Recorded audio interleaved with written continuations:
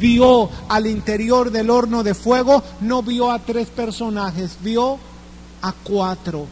Dice, y el cuarto era semejante al Hijo de los dioses. Y yo pienso que ese cuarto en ese tiempo era el mismo Señor Jesucristo que estaba con ellos. Y yo creo que en este foso de los leones también fue el Señor Jesucristo. Y si en el horno de fuego el Señor Jesucristo se ocupó de desatar a Daniel, Sadrach y Abednego y pasearse entre ellos, aquí, con esas sogas con que ataron a Daniel, Mesac y Abednego en el horno de fuego, con esas sogas ató el hocico de los leones en el foso de los leones. Amén, porque aquí dice que la cerró, y yo pienso que fueron las mismas sogas que usaron ahí en el horno de fuego. Dice, para que no me hiciesen daño, porque ante él fui hallado inocente, y aún delante de ti, oh rey, yo no he hecho nada malo. ¿Sabe lo que quiere decir Daniel? Daniel quiere decir, Dios es mi juez. Aquí en esta experiencia, Dios estaba siendo el juez de Daniel. Y el juez de Daniel no halló tampoco nada malo. Al contrario, el juez de Daniel se agradó de la vida de Daniel. ¿Sabes que la vida de Daniel es una de las vidas que más ha agradado al Señor? Hay uno de los profetas que le menciona a Daniel como una de las vidas que a Dios más agradó. Entonces se alegró el rey en gran manera a causa de él, y mandó sacar a Daniel del foso de los leones. Y fue Daniel sacado del foso, y ninguna lesión se halló en él, porque había confiado en su Dios.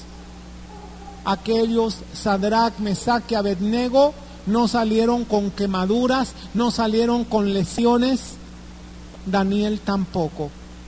Dio orden el rey, y fueron traídos aquellos hombres que habían acusado a Daniel, y fueron echados en el foso de los leones. Ellos, sus hijos, sus mujeres, aún no habían llegado al foso, al fondo del foso, cuando los leones se apoderaron de ellos y quebraron todos sus huesos.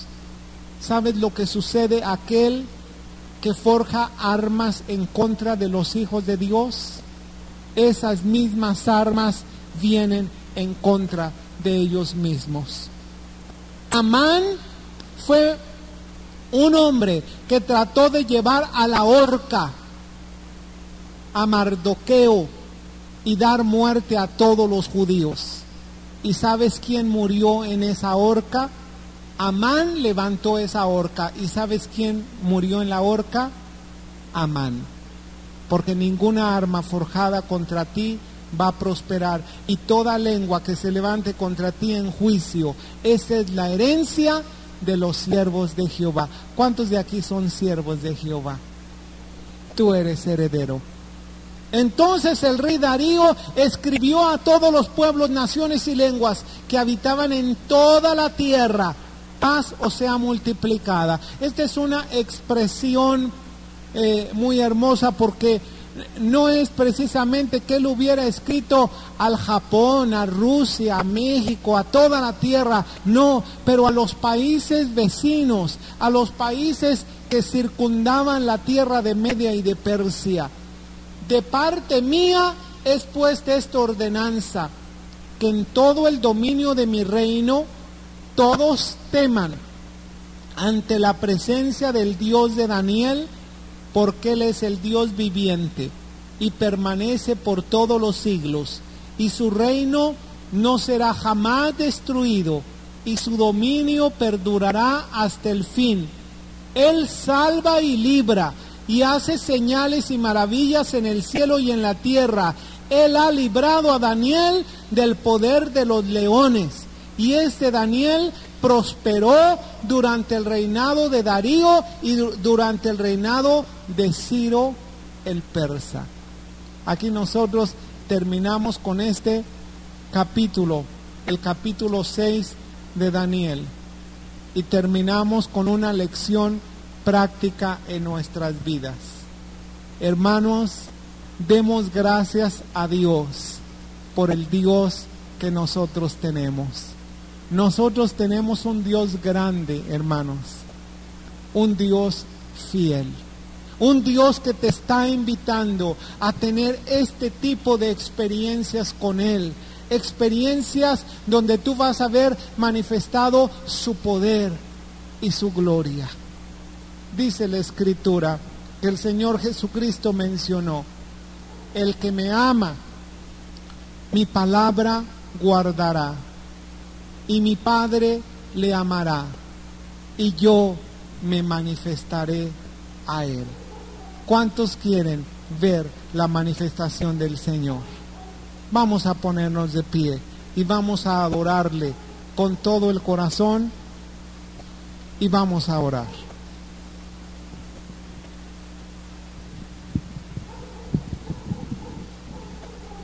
Celestial, te damos gracias por esta tarde. Gracias te damos, Señor, primeramente porque eres fiel y porque tú estás donde están 2 o 3 o más congregados en tu nombre. Padre Celestial, unge con tu Santo Espíritu esta enseñanza, unge tu palabra en el nombre de Jesús, Señor. Gracias te damos por ella. Te pedimos que nos des entendimiento y que no solamente, Señor, sepamos descubrir tus grandes verdades, pero que sepamos llevarlas a la práctica, Señor, que sepamos vivir de acuerdo a los principios que tú quieres que nosotros vivamos, en el nombre de Jesús. Amén. Puede tomar asiento, por favor.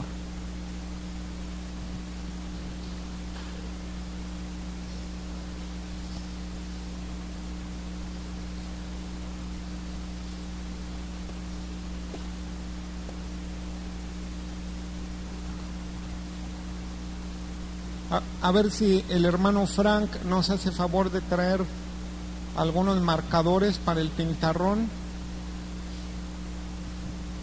Bueno.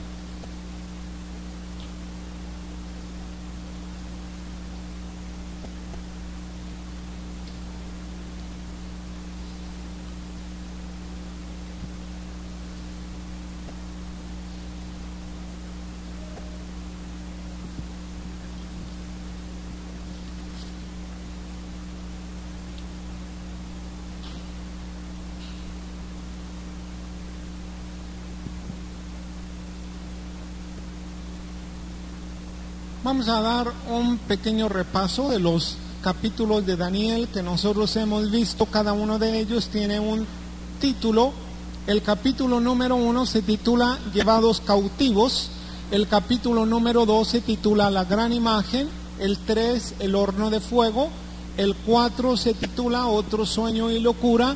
El 5, La escritura en la pared. Y el 6, Daniel en el foso de los leones. Cada uno de estos títulos habla acerca del contenido del capítulo.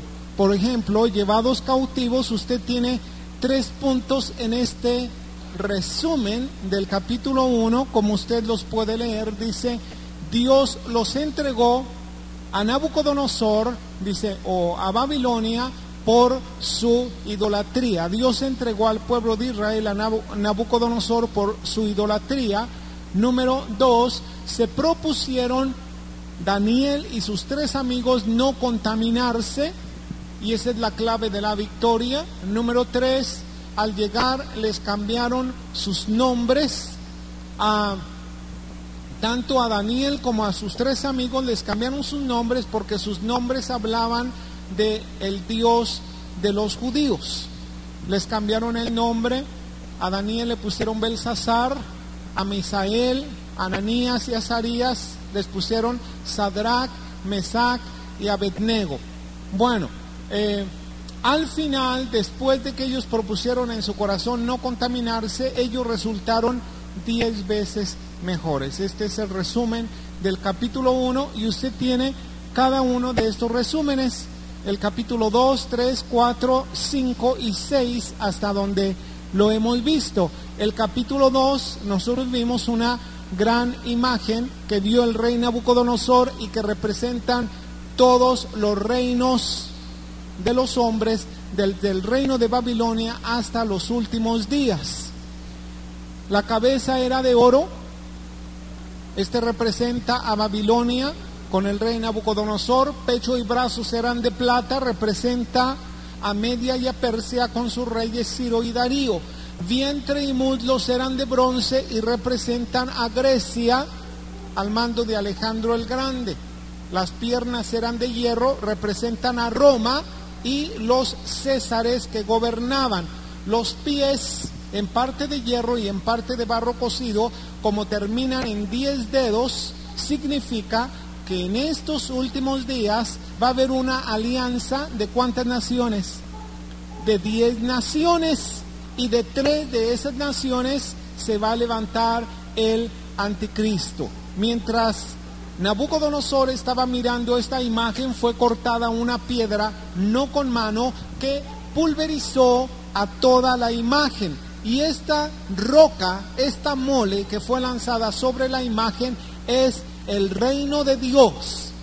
Y todos aquellos que hemos aceptado al Señor Jesucristo en nuestro corazón como Salvador y Señor, o que hemos nacido de nuevo, somos parte del reino de Dios. Amén.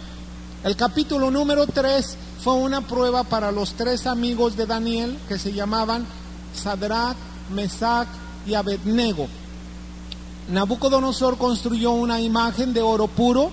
Él estableció que todos, al son del tamboril, de la flauta, de la zampoña, de todos los instrumentos musicales, ellos tenían que postrarse y adorar esta imagen. Sadrach, Mesach y Abednego se opusieron a adorar esta imagen y mencionaron su fe en 3 pasos. Ellos dijeron: nuestro Dios puede librarnos. Número 2, y de tu mano, oh rey, nos librará. Y número 3, y si no lo hiciera así, sepas, oh rey, que de todos modos no nos vamos a inclinar ante su estatua. Ellos calentaron el horno 7 veces más de lo acostumbrado, fueron arrojados, pero sin embargo el rey Nabucodonosor no vio a 3 personas, vio a 4, y el cuarto era semejante al Hijo de los dioses, lo que nos da a entender que el cuarto era el Señor Jesucristo. Y esto es una promesa para ti y para mí, de que en toda circunstancia el Señor Jesucristo va a estar con nosotros. Así dijo el Señor: yo estaré con vosotros todos los días de este mundo hasta el fin de este siglo. El capítulo número 4 se titula Otro sueño y locura. Nabucodonosor soñó un árbol plantado en la tierra. Este árbol daba alimento a toda la tierra. De repente se oía una voz que decía que corten este árbol y que su raíz permanezca 7 años. Y después de estos 7 años que sea mojado con el rocío y que habite con las bestias del campo. Era un juicio para Nabucodonosor, porque Daniel le dijo que Nabucodonosor era este árbol, que Nabucodonosor era el rey de Babilonia, y Babilonia prácticamente estaba cubriendo a muchos países y estaba dando alimento a mucha gente, pero por causa de su orgullo iba a ser cortado hasta que no reconociera que Dios da el reino y el poder a quien Él quiere. Nabucodonosor tuvo temor por un tiempo, se abstuvo de enorgullecerse durante 1 año, pero al cabo de 1 año le salió lo que había en su corazón, se paseaba en la terraza de su palacio y comenzó a observar Babilonia y dijo: ¿no es esta la Babilonia que yo edifiqué para gloria de mi majestad? Y en este momento él perdió la razón. En este momento él habitó en en el bosque, entre los animales del campo, entre las bestias de la tierra, le crecieron las uñas como águila. Pues imagínese, sin cortarse las uñas por 7 años, sin cortarse el pelo por 7 años, sin rasurarse, sin bañarse, nomás se bañaba con la lluvia. Y 7 años pasaron, prácticamente fue una bestia. Y sabes que Eclesiastés dice esto del hombre. Dice que el hombre es semejante a una bestia cuando su espíritu no tiene vida. El hombre es semejante a una bestia cuando no tiene a Dios.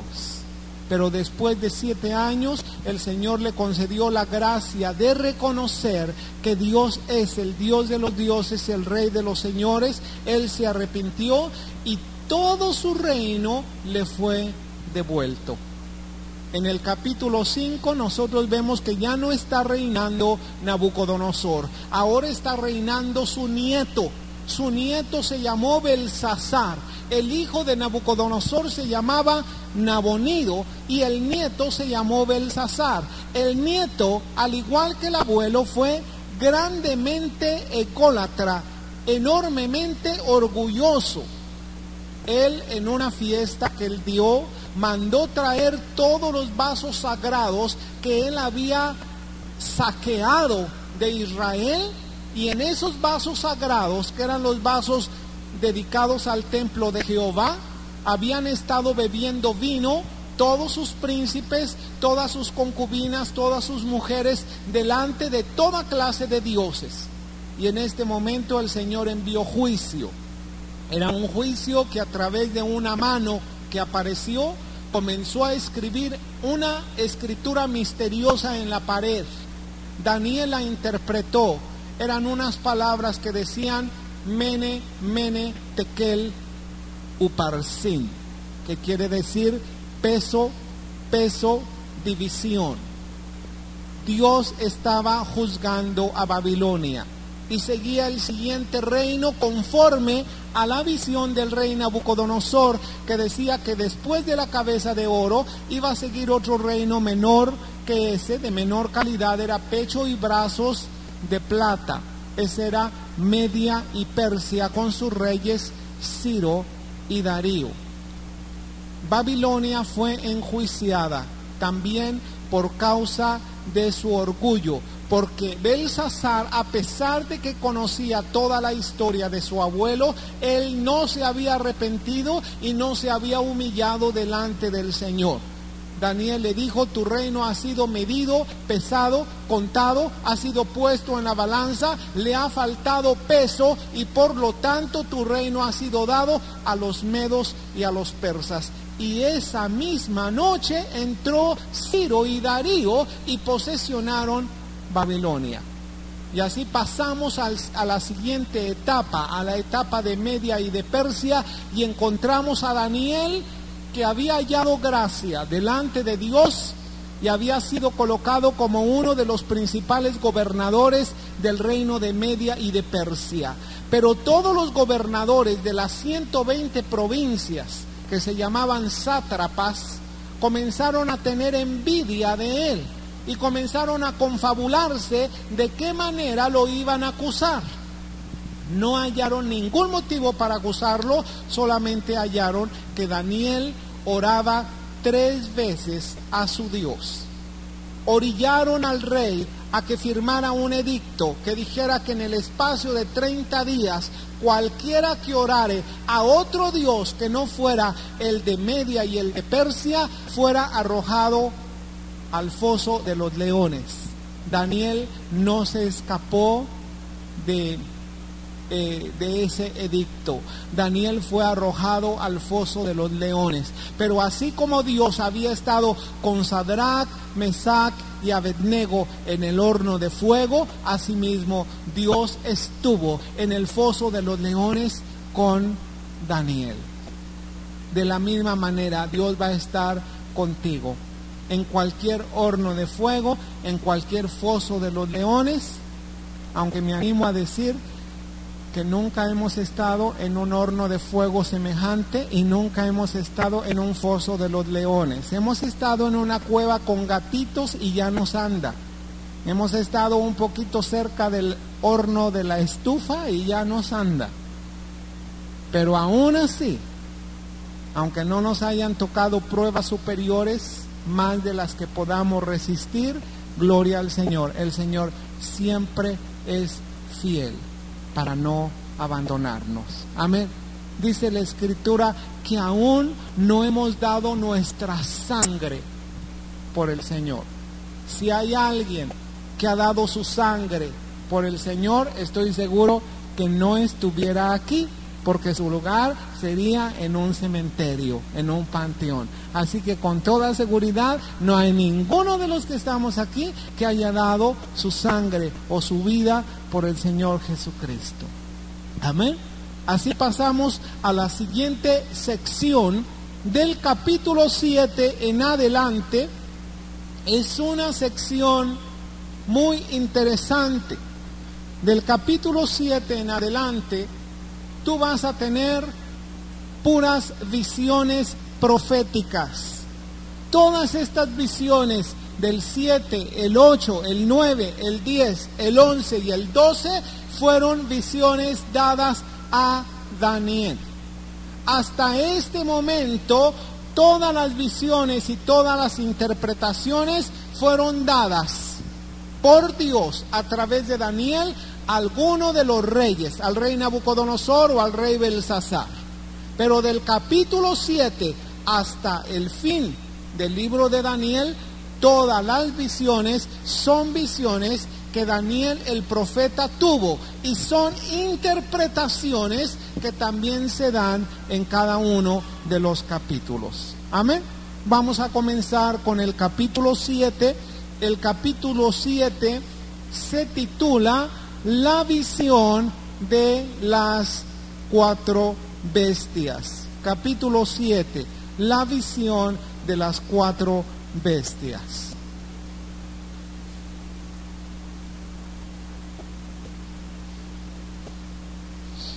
Dice así, versículo 1.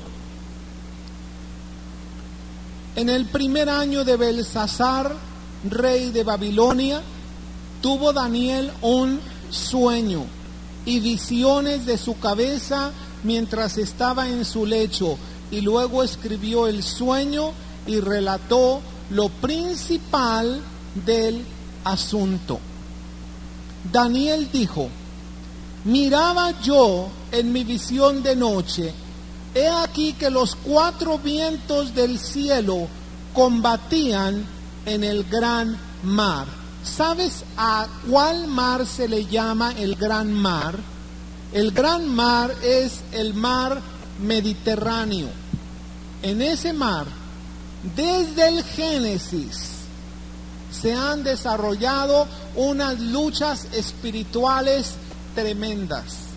Hasta el día de hoy, aunque yo sé que en todo el mundo se desarrollan luchas espirituales muy grandes, pero en la región del Medio Oriente es precisamente en esta región donde se han desarrollado las mayores luchas. Mire, este es el río Nilo. El río Nilo ya pertenece a África.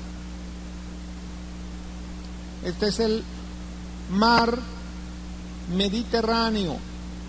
Hizo una fiesta, el rey Asuero hizo una fiesta ahí en su país y duró precisamente 6 meses esta fiesta. Un banquete continuo, era una exageración las fiestas que ellos hacían, pero de esta clase de fiestas hizo este hombre Belsasar esta fiesta. ¿Sabe que históricamente está registrado la manera en que Media y Persia conquistó a Babilonia? Y se necesitó tener bastante tiempo en una fiesta para que Media y Persia conquistaran a Babilonia sin que Babilonia se percibiera o se diera cuenta. ¿Sabe lo que estaba sucediendo? Y esto en cualquier libro de historia lo va a encontrar. Aquí tenemos nosotros, en esta gráfica que estoy dibujando, el país de Babilonia.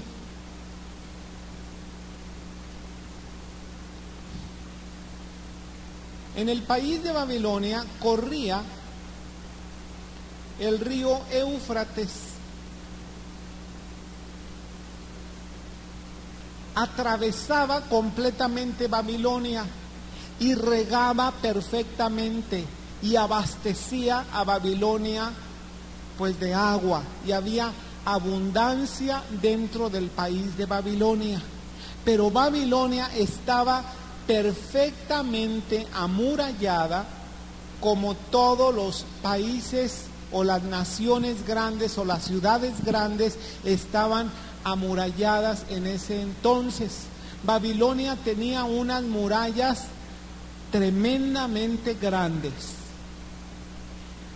Lo que hizo Belsasar al observar que su enemigo se acercaba, aquí venía su enemigo, Media y Persia. Cuando Belsasar se dio cuenta que Media y Persia llegaban a invadir Babilonia, ¿qué cree usted que hizo Belsasar?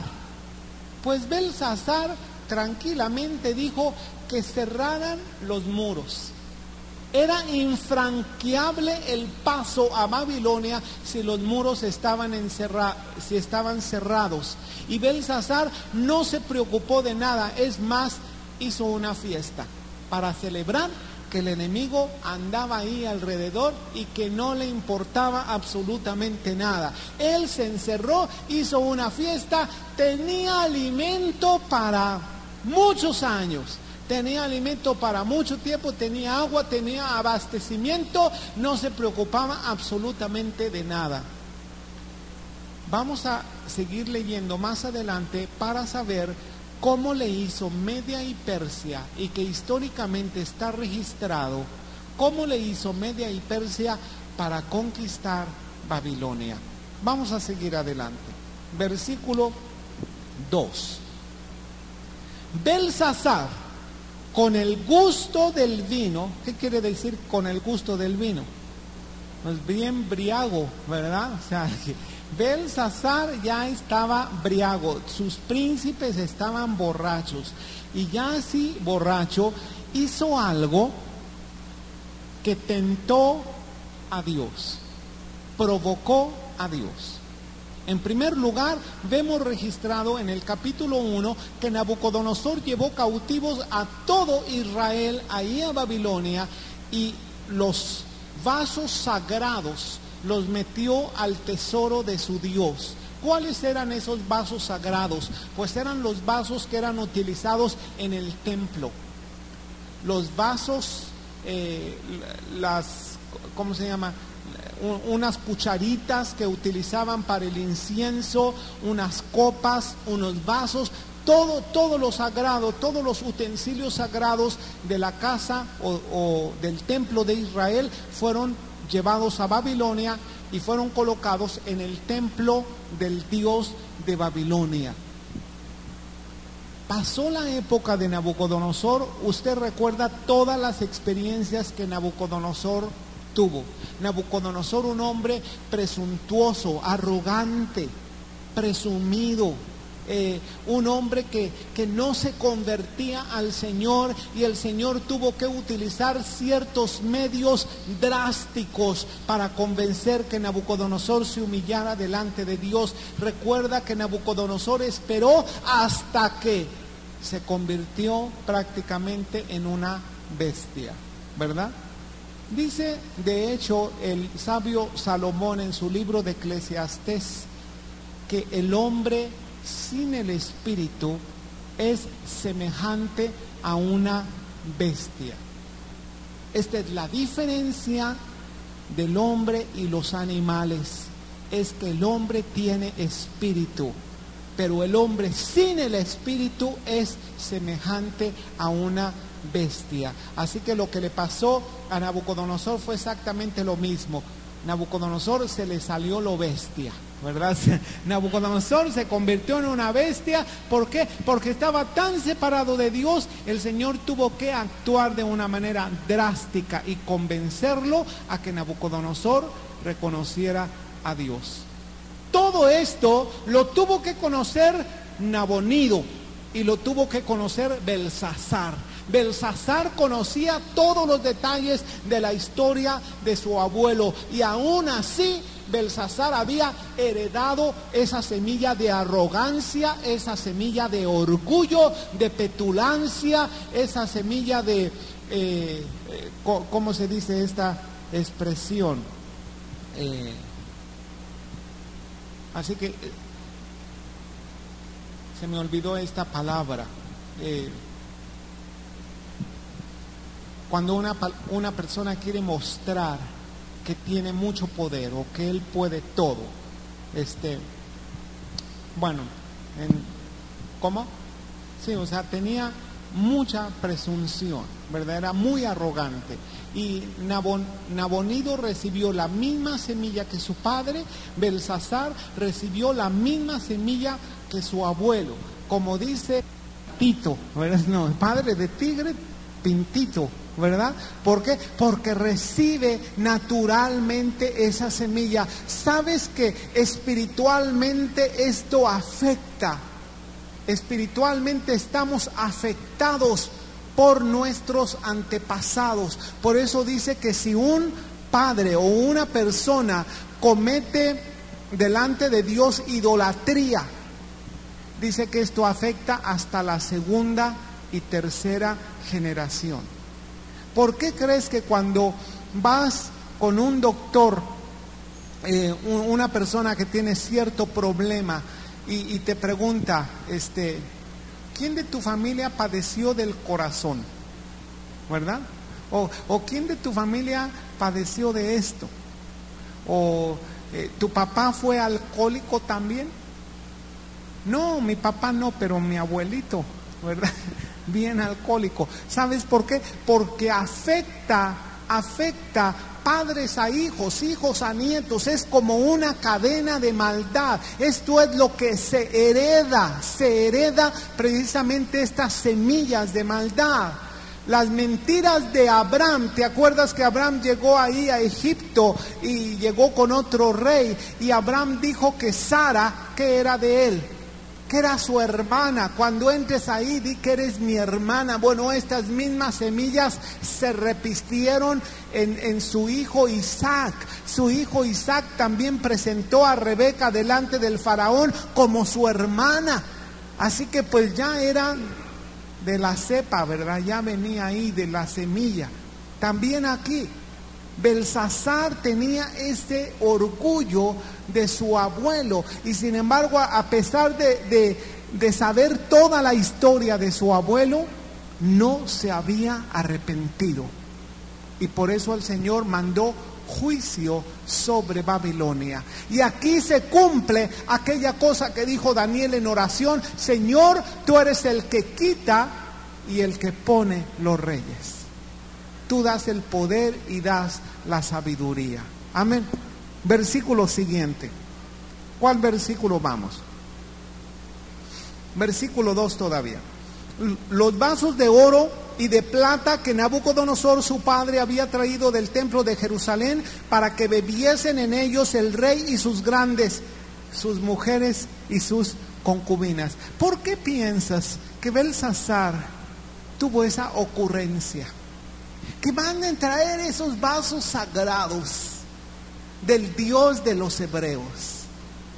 Mira qué provocación. Estaba provocando directamente a Dios. Él sabía, conocía acerca del Dios de los hebreos, conocía toda la historia de Nabucodonosor. Nabucodonosor había reconocido al Dios de los hebreos, se había humillado, había alabado incluso al Dios verdadero. Y sin embargo Belsasar mandó traer, sin ningún temor, mandó traer los vasos sagrados para que ahí sirvieran el vino y bebieran las mujeres de sus príncipes, dice, sus mujeres, sus concubinas, todos delante de sus ídolos. pero hasta ahí llegó. Versículo 3. Entonces fueron traídos los vasos de oro que habían traído del templo de la casa de Dios que estaba en Jerusalén, y bebieron en ellos el rey y sus príncipes y sus mujeres y sus concubinas. No sé si me pudieran prender, por favor, esta luz de aquí, de arriba por lo menos. Gracias, Señor. Bebían vino y alabaron a los dioses de oro y de plata, de bronce, de hierro, de madera y de piedra. No solamente bebieron vino en aquellos vasos, sino que los profanaron esos vasos, porque bebieron vino delante de sus dioses. En aquella misma hora aparecieron los dedos de una mano de hombre que escribía delante del candelero sobre lo encalado de la pared del palacio real, y veía la mano, el rey veía la mano del que escribía. Yo quiero que usted esté pensando en lo que estaba sucediendo en este momento. Cuando ellos estaban bebiendo delante de todos sus ídolos, de repente apareció una mano. Yo pienso que fue una manona, ¿verdad? O sea, fue una mano, pero una mano grande, porque el hecho que hubiera aparecido una mano en lo encalado de la pared, pues para muchos posiblemente no hubiera sido perceptible, pero yo pienso que fue una mano grande, y comenzó a escribir en lo encalado de la pared, es decir, la pared era blanca. Bueno, comenzó a escribir en lo que se veía más claro delante del rey y delante de todos los demás. Lo primero que nosotros aprendemos aquí es lo siguiente: cuando una persona está tentando a Dios, y Dios es paciente, ¿verdad? Pero cuando una persona se está comportando mal delante de Dios y le sigue, y le sigue, y le sigue, y le sigue, dime qué va a ocurrir. ¿Qué va a ocurrir? Que Dios lo va a dejar y dejar y dejar hasta un momento que ya no es posible, que no va a ser posible que Dios lo permita. Hasta ese momento el Señor le permitió a Belsasar, y en el momento que ya le colmó el plato, en ese momento apareció la mano y comenzó a escribir. Ponte en el lugar de Belsasar, y tú estás aquí y de repente ves una mano ahí que comienza a escribir algo. ¿Qué pensarías? ¿Qué pensarías? Que vieras una mano y que comience a escribir. Eso fue lo que sintió Belsasar, porque posiblemente somos muy valientes, pero en el momento en la hora, ¿verdad? Ahí se va a conocer quién realmente somos y cómo vamos a reaccionar. ¿Sabes cómo reaccionó el arrogante Belsasar? El de tanto poderío, el que estaba presumiendo tanto, el que se atrevió a tanto. Mira cómo reaccionó en el versículo 5. En aquella misma hora aparecieron los dedos de una mano de hombre que escribía delante del candelero sobre lo encalado de la pared del palacio real, y el rey veía la mano del que escribía. Entonces el rey palideció y sus pensamientos lo turbaron, y se debilitaron sus lomos y sus rodillas daban la una contra la otra. Mira, yo nunca he estado tan nervioso. Sí he estado muy nervioso, y cuando uno está nervioso uno no controla a veces el movimiento de sus manos, ¿verdad? Recuerdo en una ocasión cuando yo era niño, que me pusieron a leer enfrente de un auditorio. Estaba yo tan nervioso que yo no sé de dónde le salía movimiento a la hoja, pero la hoja se movía sola, ¿verdad? Tenía yo la hoja delante de mí sostenida con la mano, la hoja se me movía toda, pero es que yo estaba aterrorizado, ¿verdad?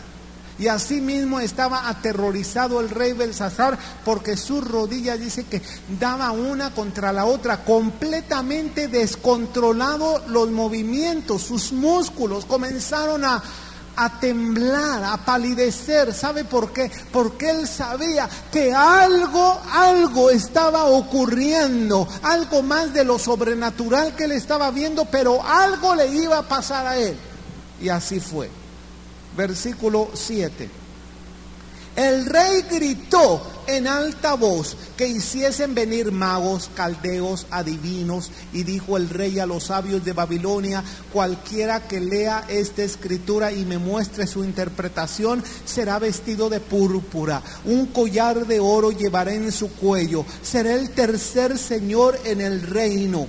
Fueron entonces introducidos todos los sabios del rey, pero no pudieron leer la escritura ni mostrar al rey su interpretación. El mismo error que Nabucodonosor. Primero recurrió a todo lo demás antes que recurrir al Dios verdadero, porque él tenía que tener conocimiento acerca de todo lo sucedido a su abuelo.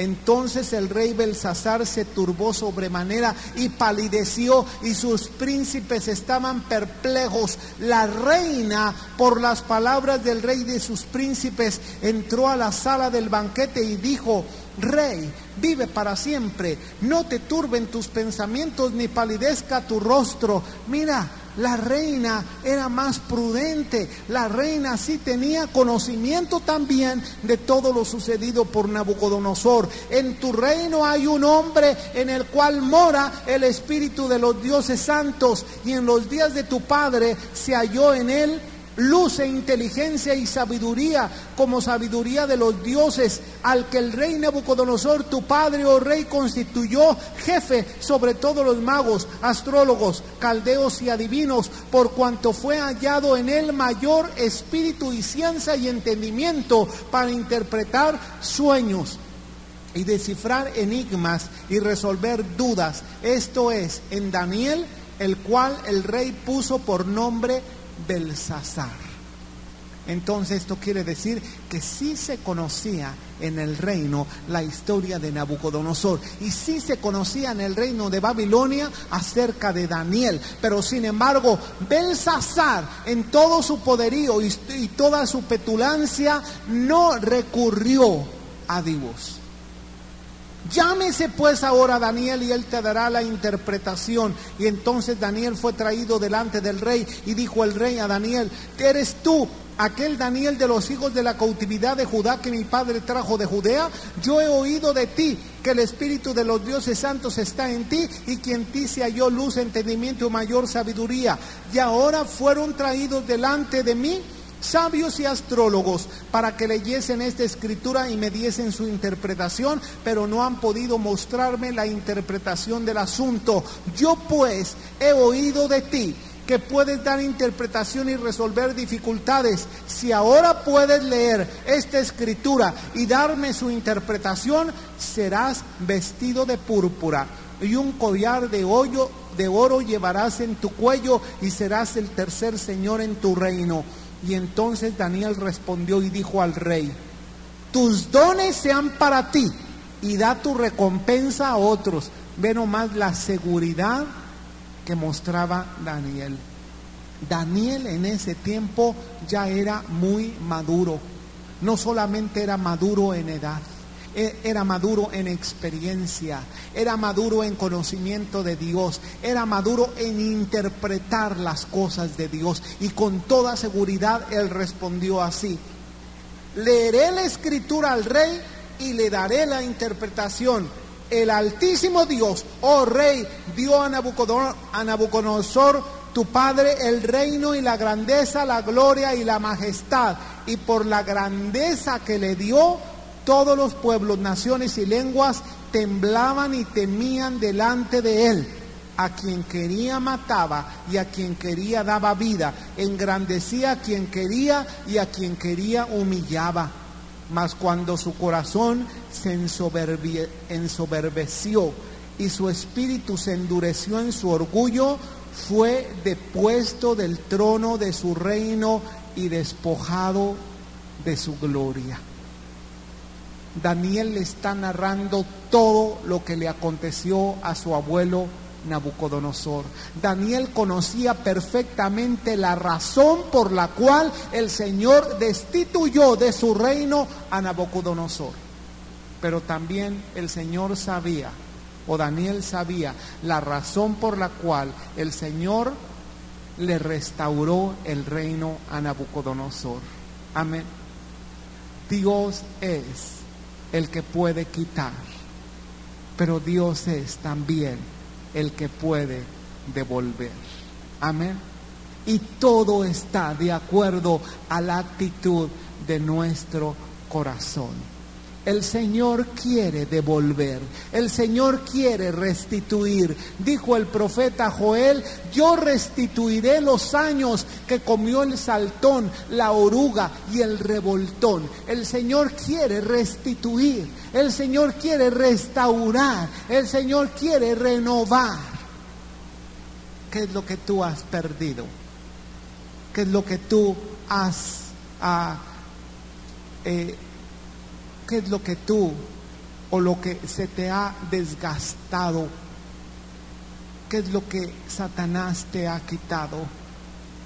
Tal vez te ha quitado tu gozo, tal vez te ha quitado tu paz, tal vez te ha quitado tu familia, tal vez te ha quitado muchas cosas espirituales, materiales. Te voy a decir una cosa: Dios es el Dios que restituye. Dios es el Dios que restaura. Es el Dios fiel. Amén. El hombre es infiel, pero Dios es fiel. Si de algo podemos estar seguros, es que Dios es fiel. Aun cuando tú no entiendes las razones por las cuales te fue quitado algo a alguien, te voy a decir, el Señor te va a reponer, y te lo va a reponer a lo doble. Por lo menos esta es la enseñanza del libro de Job. A Job Satanás le quitó todo, solamente le dejó dos cosas. Le dejó a su esposa y un pedazo de teja. Pues él vivió con su esposa y se rascó con el pedazo de teja. Era lo único que tenía, lo único que tenía. Pero ¿sabes cuál fue la actitud de Job? La actitud de Job fue reconocer primeramente que él falló en hablar de más. Porque cuando él ya no soportó la situación, él comenzó a hablar y se equivocó. Y cuando oyó la voz de Dios, se arrepintió y después oró por aquellos amigos, entre comillas. Y le fue devuelto todo a lo doble. ¿Cuántos quieren ser restituidos de algo? ¿Cuántos quieren ser restaurados? Dios es el Dios que restaura. Amén. Pero Dios es también aquel que permite que seamos despojados. Fue echado, verso 21, de entre los hijos de los hombres, y su mente se hizo semejante a la de las bestias, y con los asnos monteses fue su morada.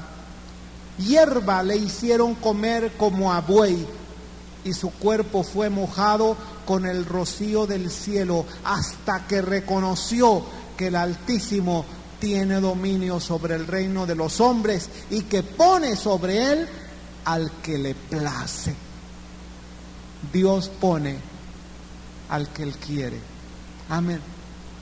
Y tú, su hijo Belsasar, no has humillado tu corazón sabiendo todo esto. Esto quiere decir que Belsasar sí sabía acerca de la historia de Nabucodonosor. Amén.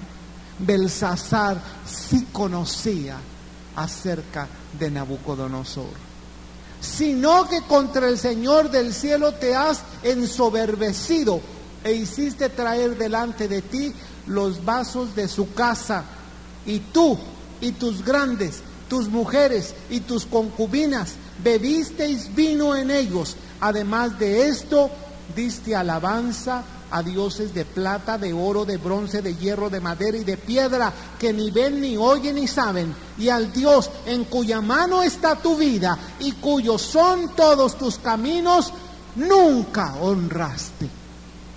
No podía decir Belsasar que él no conocía acerca de Dios. Él sabía acerca de Dios. Y yo quiero que tú conozcas cuáles son las consecuencias graves de una persona que, conociendo a Dios, no le glorifica como a Dios.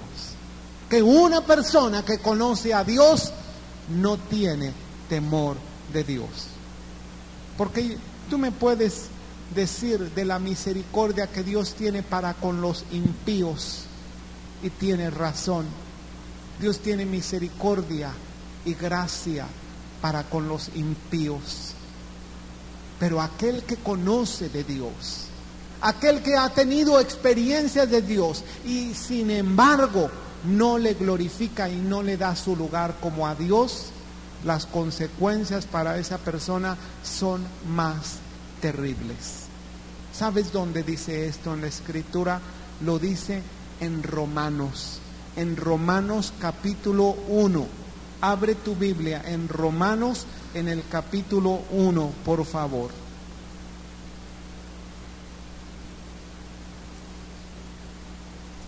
¿Lo tiene? Romanos 1, versículo 18. Amén. Porque la ira de Dios se revela desde el cielo contra toda impiedad e injusticia de los hombres que detienen con injusticia la verdad. Porque lo que de Dios se conoce les es manifiesto, pues Dios se lo manifestó. Porque las cosas invisibles de Él, su eterno poder y deidad, se hacen claramente visibles desde la creación del mundo, siendo entendidas por medio de las cosas hechas, de modo que no tienen excusa. Pues habiendo conocido a Dios, no le glorificaron como a Dios, ni le dieron gracias, sino que se envanecieron en sus razonamientos, y su necio corazón fue entenebrecido. Profesando ser sabios, se hicieron necios y cambiaron la gloria del Dios incorruptible en semejanza de imagen de hombre corruptible, de aves, de cuadrúpedos, de reptiles. Por lo cual también Dios los entregó a la inmundicia en la concupiscencia de sus corazones, de modo que deshonraron entre sí sus propios cuerpos, ya que cambiaron la verdad de Dios por la mentira, honrando y dando culto a las criaturas antes que al Creador, al cual es bendito por los siglos de los siglos. Amén. Por esto Dios los entregó ¿a qué? A pasiones vergonzosas, pues aún sus mujeres cambiaron el uso natural por el que es contra naturaleza, y de igual modo también los hombres, dejando el uso natural de la mujer, se encendieron en su lascivia unos con otros, cometiendo hechos vergonzosos, hombres con hombres, y recibiendo en sí mismos la retribución debida a su extravío. Fíjate que aquí está expresamente explicado y mostrado lo que es el lesbianismo y el homosexualismo, y lo está mostrando aquí en el capítulo 1 como una consecuencia. Dime tú de qué. Dime de qué. ¿Sabes de qué? de que habiendo conocido a Dios, no le glorificaron como a Dios. Cuando una persona, no me digas quién en esta tierra, sea lesbiana, sea homosexual, sea drogadicto, sea asesino, sea pecador, sea lo que sea, pero cuando esta persona reconoce al Dios verdadero y entrega toda su vida al Señor y le adora y le glorifica como a Dios, estoy completamente seguro que esta persona es cambiado y puede cambiar y ser transformado. Pero todas estas consecuencias, incluso dice, recibiendo en sí mismos la retribución de vida a su extravío. Dime cuál es la retribución de vida a su extravío. Hoy en día nosotros conocemos perfectamente que en vida hay retribución a su extravío.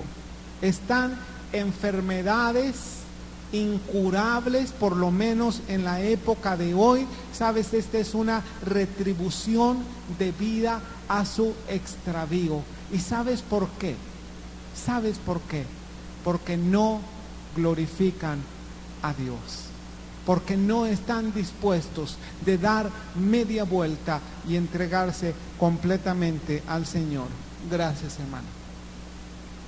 Vamos otra vez a Daniel, por favor.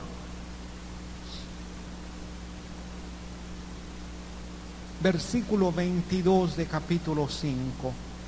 Y tú, su hijo Belsasar, no has humillado tu corazón sabiendo todo esto, sino que contra el Señor del cielo te has ensoberbecido e hiciste traer delante de ti los vasos de su casa, y tú y tus grandes, tus mujeres y tus concubinas bebisteis vino en ellos. Además de esto diste alabanzas a dioses de plata, de oro, de bronce, de hierro, de madera, de piedra, que ni ven, ni oyen, ni saben, y al Dios en cuya mano está tu vida y cuyos son todos tus caminos. Nunca, ¿qué? Nunca honraste. Entonces de su presencia fue enviada la mano que trazó esta escritura. ¿De la presencia de quién? De Dios. Fue Dios el que envió una mano y trazó una escritura. Esta escritura era una escritura rara, una escritura diferente, una escritura que nadie podía entender, pero que Daniel entendió. Y mira la madurez de Daniel para ese don de interpretar sueños e interpretar cosas obscuras. La primera vez que Daniel tuvo que interpretar el sueño de Nabucodonosor, tuvo que irse con sus amigos y estar ayunando y orando y buscando al Señor muchas horas. Aquí ni siquiera tuvo que tomar tiempo, inmediatamente le vino la interpretación. Así es como viene la madurez en la función de un don del Espíritu Santo. Recuerdo la primera vez que se me manifestó en mí la expresión de la profecía, profeticé por primera vez hace muchos años. Y recuerdo que el corazón me comenzó a temblar. Y me comenzó a temblar todo el cuerpo y sentía tanto temor y tanta angustia. Mi mente comenzó a luchar: ¿será Dios? ¿No será Dios? Yo seré. Y por fin, como un torrente así, surgió la profecía temblando y así, muy al estilo pentecostal, ¿verdad? Sí, pero con mucho emoción y mucho temblor. Pero la segunda vez ya no fue tanto. Y la tercera vez yo ya no estaba seguro porque ya no sentía lo mismo. Así es como va madurando un don. No esperes que solamente cuando tú tengas profecía o una palabra de ciencia o palabra de sabiduría, tienes que estar temblando y tu corazón tiene que tener o tienes que experimentar taquicardia. No. Poco a poco tienes que ir madurando en los dones. Amén. Entonces de su presencia fue enviada la mano que trazó esta escritura, y la escritura que trazó es Mene, Mene, Tekel, Uparsin. Mene, Mene, Tekel, Uparsin. Esto es en el idioma caldeo, que también es el arameo. Mene, Mene, Tekel, Uparsin. ¿Qué quiere decir Mene? Mene quiere decir número. Número, número. Peso. Uparsin quiere decir división. Y Daniel le da la interpretación a todas estas 4 palabras, porque separadas no significan nada. Número, número, peso, división. Estas eran las palabras, pero se tenía que descifrar el mensaje, y Daniel lo descifró y dice: esta es la interpretación del asunto. Mene, contó Dios tu reino y le ha puesto fin. Tekel, pesado has sido en la balanza y fuiste hallado falto. Pérez, tu reino ha sido roto y dado a los medos y a los persas. ¿Por qué aquí aparece la palabra Pérez y no Uparsin? Si al principio dice Mene, Mene, Tekel, Uparsin, y da la interpretación de Mene, la interpretación de Tekel, pero aquí en Uparsin dice Pérez.